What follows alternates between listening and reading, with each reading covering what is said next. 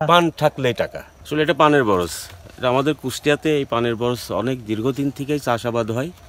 আমার জন্মের পর থেকেই দেখছি এখানে পানের বরজ। তো আমরা আসলে এই পানের বরজের সঙ্গেই ইনভলভ। এটা আমাদের রুটি রুজির ব্যাপার। এখান থেকে চাষবাস করে যে আয় হয় সেটা দিয়ে আমাদের সংসার চলে। তো বর্তমানে পানের বাজারটা খুব একটা ভালো না, যার কারণে চাষিরা একটু সমস্যায় আছে। তো ইনশাল্লাহ দেখা যাক, সামনে যদি পানের বরজ ভালো, মানে বাজার ভালো হয়, তাহলে হয়তো আবার বাজারটা বাড়তে পারে। মজার ব্যাপার হচ্ছে যে আমরা পান চাষ করি, আসলে মানুষ ব্যাংকে টাকা রাখে, আর আমাদের হচ্ছে এই পান বরজে থাকলেই আমরা টাকা পাই। যেমন আজকে আমার টাকার দরকার, আমি ইচ্ছা করলে আজকেই আমি টাকা পাবো।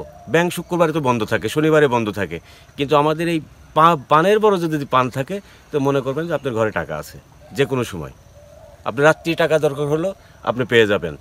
যে আমি সকালে পান দিচ্ছি, এরকম কেনার লোক আছে আমাদের গ্রামেই, যে ভাই আমি কালকে সকালে 1 কুড়ি পান দিচ্ছি বা 20 বিড়া পান দিচ্ছি, আমার টাকা লাগবে, আপনাকে টাকা দিয়ে দিবে। পান থাকলেই টাকা, মানে এমন না যে আপনাকে ওই আগামী সপ্তাহে বা 1 মাস পরে, এইরকম কোনো কিছু না।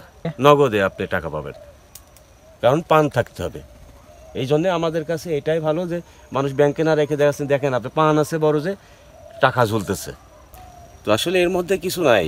এখানে একটা চাষি, যদি আপনারা দেখছেন যেভাবে এই এই এক একটা পিলা বলে, বুঝছেন, এই যে আপনি কয় হাত দেখছেন, এক একটা পিলা, এই এক একটা পিলাকে আপনার পিলা হিসাবে বিক্রি হয় আমাদের এখানে। তো এরকম যদি 100 পিলা কোনো চাষির থেকে থাকে, তো মনে করেন তার সংসারে বাল বাচ্চা নিয়ে সুন্দরভাবে যাপন করতে পারে, সংসার চালাইতে পারে। তো এইভাবে আমরা এর মধ্যে খাটি খাই, লোকজনই চাষাবাদ করি, বাৎসরিক একটা আয় আসে, যেটা দিয়ে আমাদের জীবনযাপন করতে হয়।